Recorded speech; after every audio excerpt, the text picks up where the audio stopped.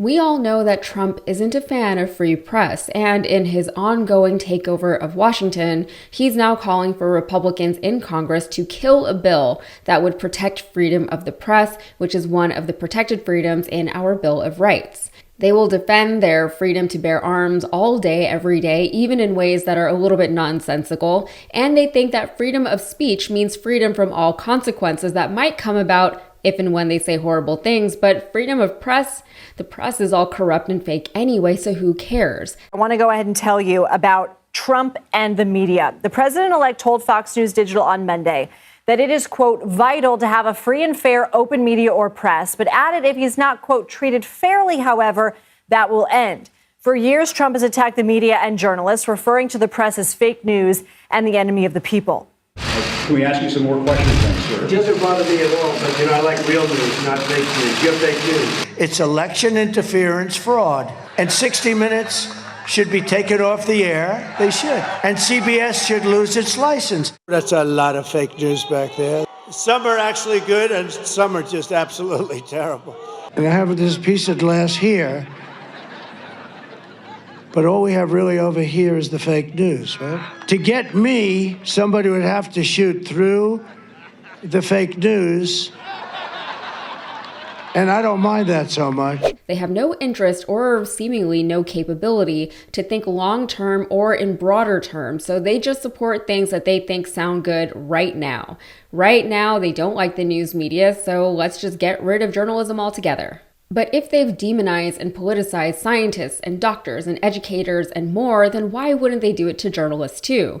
They're going after any kind of profession that requires an advanced education because they don't trust the education system and probably because they don't like things that are unfamiliar to them. We apparently don't need people who are experts in things anymore. We will all just figure everything out for ourselves with our non-specialized knowledge bases, and our limited access to pertinent resources should be totally fine.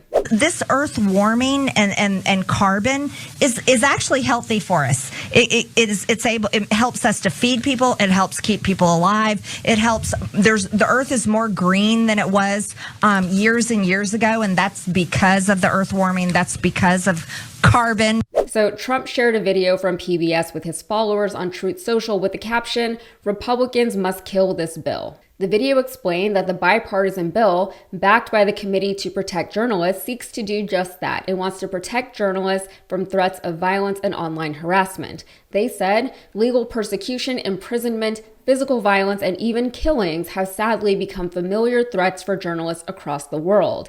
They must not now also become commonplace in the United States, where threats of violence and online harassment have in recent years become routine. The bill protects from disclosure any information identifying a source, as well as any records, contents of a communication, documents, or information obtained or created by journalists in the course of their work. Further, the bill protects specified third parties, such as telecommunications carriers or social media companies, from being compelled to provide testimony or any document consisting of a record, information, or other communication that is stored by the third party on behalf of a journalist. In other words, right now, the government cannot prosecute or imprison a journalist for withholding their sources. Trump has famously and vocally not been a fan of anonymous sources or whistleblowers, as much of his life has been revealed to the public via anonymous sources. And this is one of the things that makes me crazy about Trump and his supporters. Maintaining the anonymity of journalistic sources is part of the trade of journalism. It ensures that the right people can come forward with information that the public should have access to without fear of personal retribution against them. Otherwise, certain information, including major scandals and Pulitzer Prize-winning stories, would never have made the headlines. The journalists are supposed to vouch for the credibility of the source and then back up the things the source has said with further evidence or corroboration. Then the public can decide for themselves what, if anything, to do with that information. Protecting sources is a core tenet of journalism. But lately, with all of Trump's talk of fake news and with all of his grandstanding about how whistleblowers should be investigated by the FBI, people now act like anonymous sources are something new and terrible and unjust that modern media is doing to cause drama for Trump. And who has the most to gain from would-be whistleblowers not being able to speak to the press?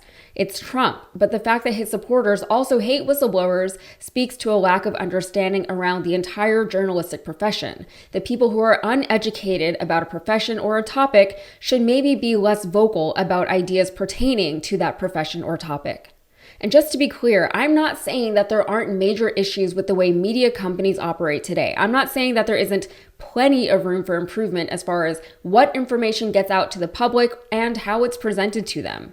I talk about this all the time. Media and journalism, like everything else in this country, is a business. It requires money to run, and these days, money means clicks and views and ad sales and more. Our mainstream media corporations are owned by shady billionaires who hold a world of influence in their media holdings, and the public has no say over who is owning or running or funding these media corporations. Here at TYT, we're independent media, but we still, to an extent, have to play the game to get clicks and views and ultimately funding. I don't blame people for being frustrated with media these days. I am too, and I work in media. But Trump revoking broadcast licenses just because an outlet is mean to him is unconstitutional and undemocratic. He just wants an uninformed American public. As far as threats being made against journalists, it is absolutely true. Some of my colleagues, whether here or at other networks, have experienced some horrendous encounters with Trump supporters, either on their personal cell phones or on social media. Really classy people, I gotta say, and always good Christian people. Can't blame them, though. They learned it all from Trump, and he is a terrible person. I remember when Trump first started talking about fake news, though. It was early on in his first presidential run back in 2015-16. And I remember at that time thinking that he's really laying some very dangerous groundwork. And at that time, it was shocking to see people fall for what was so obviously an attack on one of our constitutional rights. It's also a thing that we have seen throughout history, where more authoritarian leaders attack and then dismantle and or entirely control and regulate the media. We see other nations doing exactly that right now, and before MAGA, those nations were not nations that Americans typically wanted to be aligned with. But Trump has fried the collective MAGA brain to the point that they think Putin is nothing more than just a strong leader who actually has control over his people. Funny, I thought Republicans didn't want to be controlled or tread upon. All right, that's it for me. If you got anything out of this, please like the video and subscribe to the channel for more. Thanks.